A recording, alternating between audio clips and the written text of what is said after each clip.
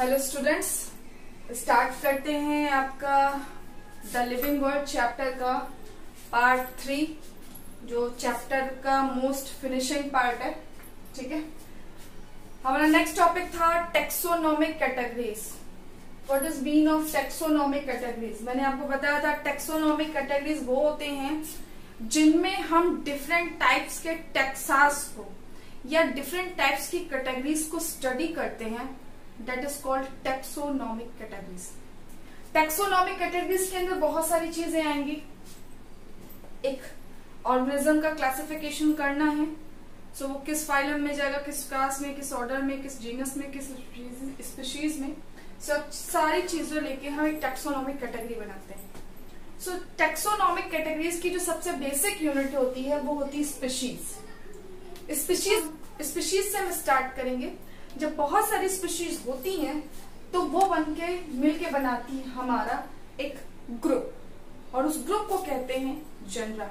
So simply अगर species को define करना चाहें तो group of individual organisms with similarities, ऐसे ऑर्गेनिजम्स का ग्रुप जो एक दूसरे से रिजेम्बलेंस दिखाता हो या सिमिलर हो, वो स्पीशीज कहलाएगा। ठीक, हम स्पीशीज बात करें, मान लीजिए हमने सबसे पहला कैरोनस लीनियस कोई भाई लेके चलो, उन्होंने इतनी मेहनत की है, तो उन्होंने जो मैंगो दिया था, मैंगो की स्पीशीज इंडिका दी थी, मैंगो की अदर स्पीशीज हैं। सो कई सारी स्पीशीज आएंगी ना एक ही ऑर्गेनिजम्स की। सो हम मैंगो की वो सारी स्पीशीज को मैंगो के सिमिलर ही मानेंगे। कोई भी मैंगो की जो कॉमन नेम है उससे डिफरेंट नहीं होगा। ठीक, तो group of individual organism with similarities. Example दिया है वही हमारे लिनस जी का, Mangifera indica, solanum tuberosum. Solanum tuberosum potato का साइंटिफिक नेम है। क्यों सोलानम ट्यूबरोसम ही लिया उन्होंने, या कोई और भी ले सकते हैं, ऐसा कुछ नहीं कि उन्होंने ये लिया। एनसीईआरटी में लिखा, इसलिए मैं आपको पढ़ा रही हूँ ताकि एनसीईआरटी पढ़ने में कोई प्रॉब्लम ना हो। सोलानम ट्यूबरोसम, सोलानम कैटेगरी में सोलानम क्या है, जेनरा है, और ट्यूबरोसम क्या है, स्पीशीज है। तो ऐसा नहीं है कि सोलानम जो जेनरा है उसके लिए सिर्फ ट्यूबरोसम ही स्पीशीज है, नहीं, मोर देन वन भी स्पीशीज हो सकती है। सोलानम निग्रम है, सोलानम मेलॉन्जेना है। ठीक, सो ये क्या है, ये जो निग्रम है, ये जो मेलॉन्जेना है, ये स्पीशीज है, और सोलानम क्या है, जेनरा है। सो ये सारी स्पीशीज मिलके एक जेनरा बना रही है। ठीक, Each genus have one or more than specific epithet. Her genus में एक या एक से ज्यादा स्पेसिफिक एपिथेट का मतलब है एक या एक से ज्यादा स्पीशीज होती हैं। ठीक है, जिनकी मॉर्फोलॉजिकल सिमिलरिटीज होती। मॉर्फोलॉजिकल सिमिलरिटीज का क्या मतलब है, स्ट्रक्चर, शेप, साइज। सो उनकी मॉर्फोलॉजिकल सिमिलरिटीज होती हैं। एग्जाम्पल के लिए अगर उन्होंने पैंथरा उठाया, पैंथरा टाइग्रिस, तो Panthera is a genus and Tigris is a species. अगर सोलानस, अभी इसमें पैंथरा लियो भी आता है, तो क्या हो गया कि पैंथरा फिर से जीनस है लेकिन उसकी स्पीशीज क्या है, leo. So more than one species considering one genus. ठीक, सोलानस की बात करिए, सो उसमें निग्रम भी आ गया, मेलॉन्जेना भी आ गया, और आपका ये ट्यूबरोसम भी आ गया। So more than one species, more than one species. इसका मतलब हम मॉर्फोलॉजिकल सिमिलरिटीज को देखते हैं, स्ट्रक्चर, शेप एंड साइज, बाकी उसके इंटरनल फ्लेवर, टेक्सचर नहीं चेक करते हैं।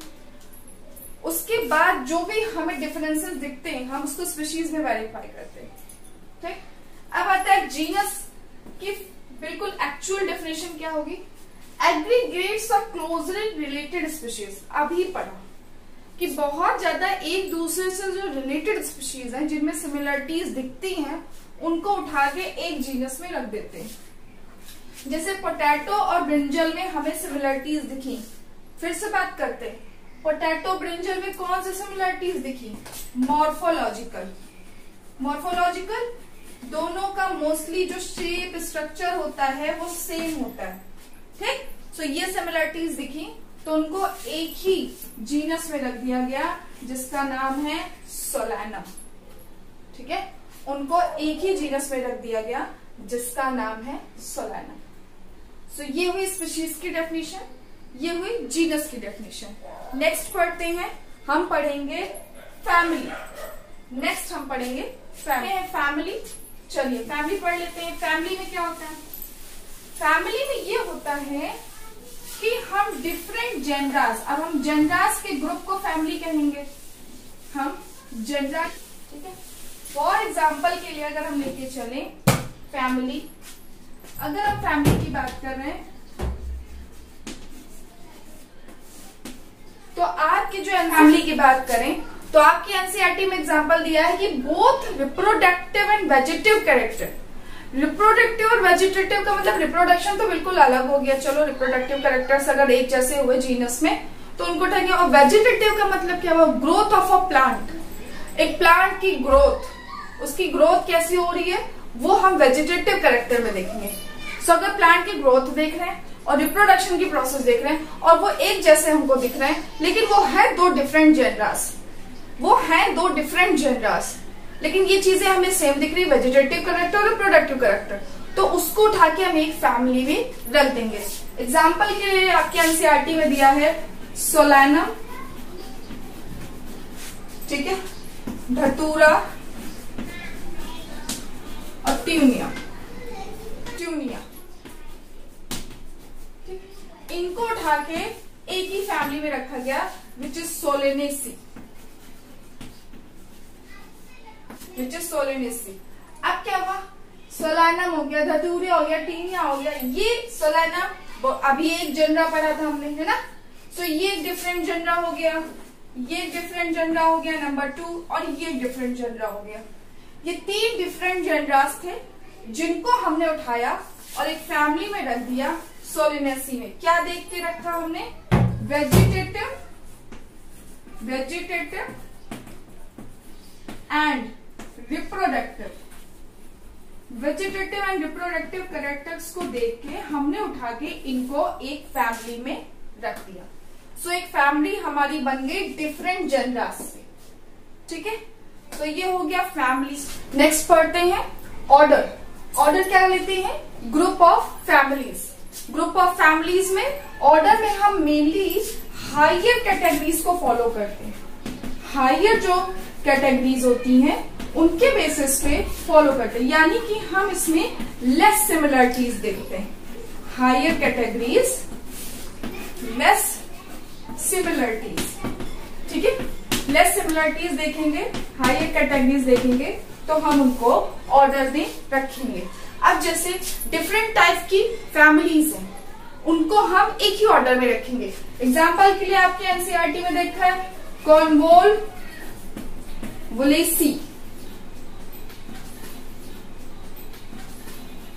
ठीक है। सो एग्जाम्पल के लिए आपके एनसीईआरटी में दे रखा है कॉन्वोल्वुलेसी, सोलेनेसी। ये क्या है? इनको एक ही जगह पे रखा गया है ऑर्डर में, विच इज पॉलीमोनियल्स। पॉलीमोनियल्स इनका सेम ऑर्डर है, पॉलीमोनियल्स, ठीक है। इसी तरह जो डॉग्स होते हैं, कैट्स होते हैं, ये फ्लैश खाते हैं, तो इनका एक ऑर्डर रखा गया है कार्निवोरा।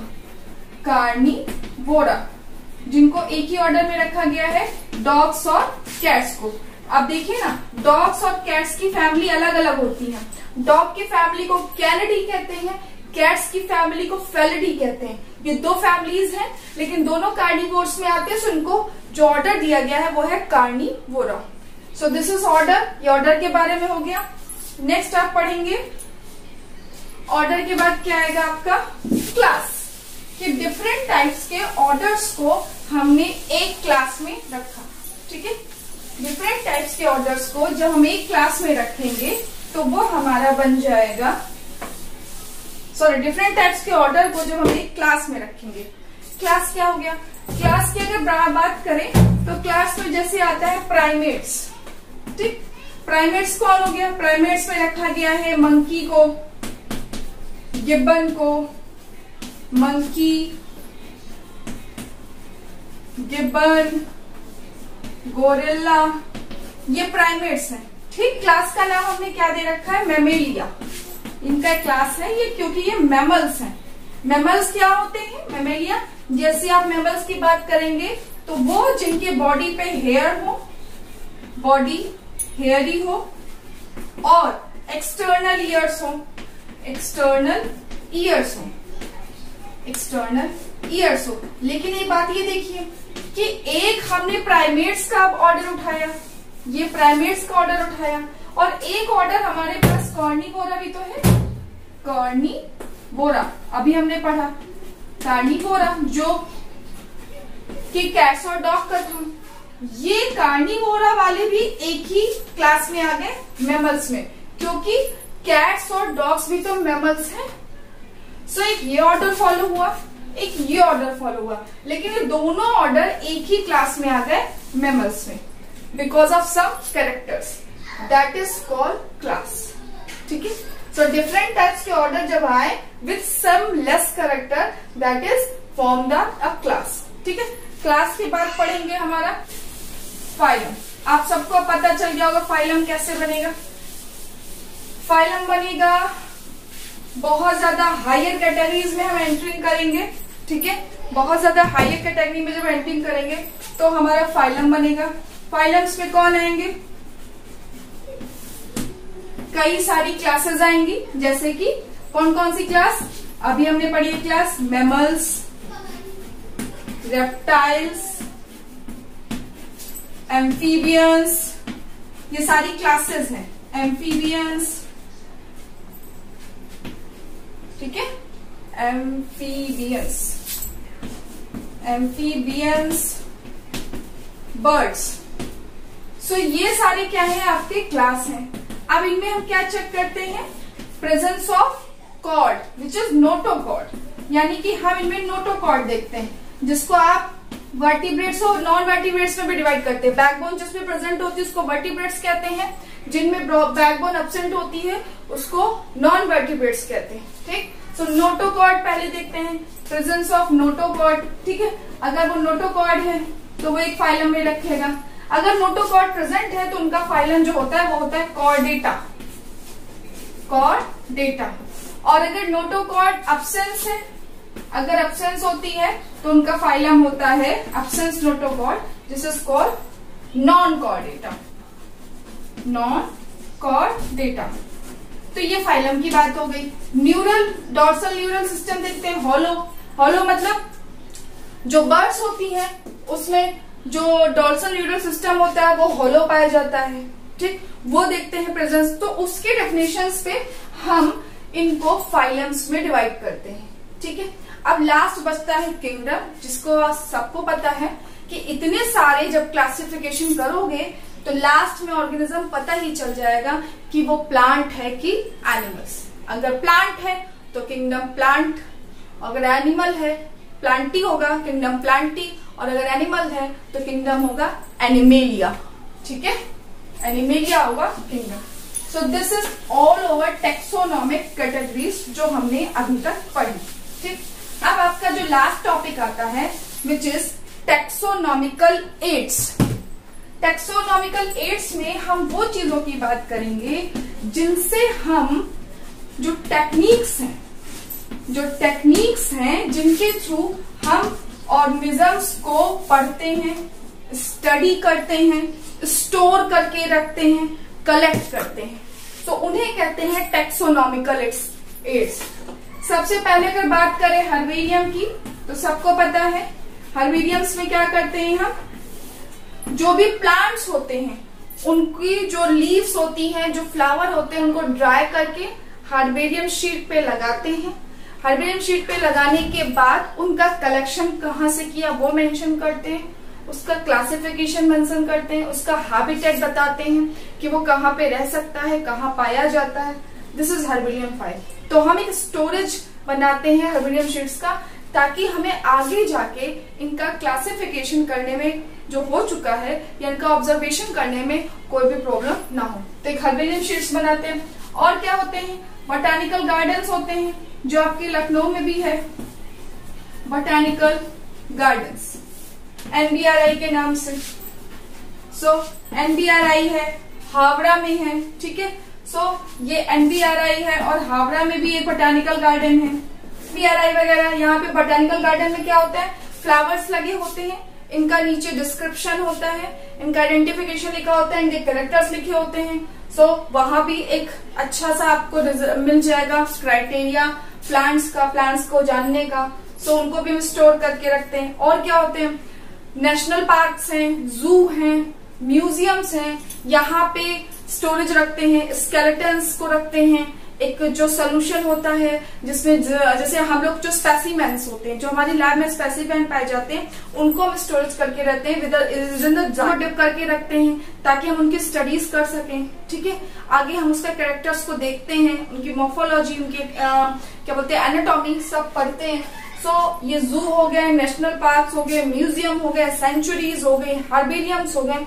ये एक पूरा क्राइटेरिया है कि किसी भी ऑर्गेनिजम्स को आप स्टोर करके रखिए और उस ऑर्गेनिजम्स के स्टोरेज के थ्रू आप उसको ऑब्जर्व कीजिए, आइडेंटिफाई करिए और आपको एक लिमिटेड टाइम में बहुत सारी उस ऑर्गेनिजम्स की चीजें पता चल जाएंगी। इसी वजह से हम उनको स्टोरेज करके रखते हैं। And for the future preference, क्योंकि हो सकता है फ्यूचर में वो एक्सटिंक्ट हो जाए। ठीक है, तो आपने एक प्रिजर्व रखा हुआ है, आपके पास वो स्पेसिमेन है, ताकि आप लोगों को बता सकते हैं कि हाँ ये एक ऐसा ऑर्गेनिज्म पहले था।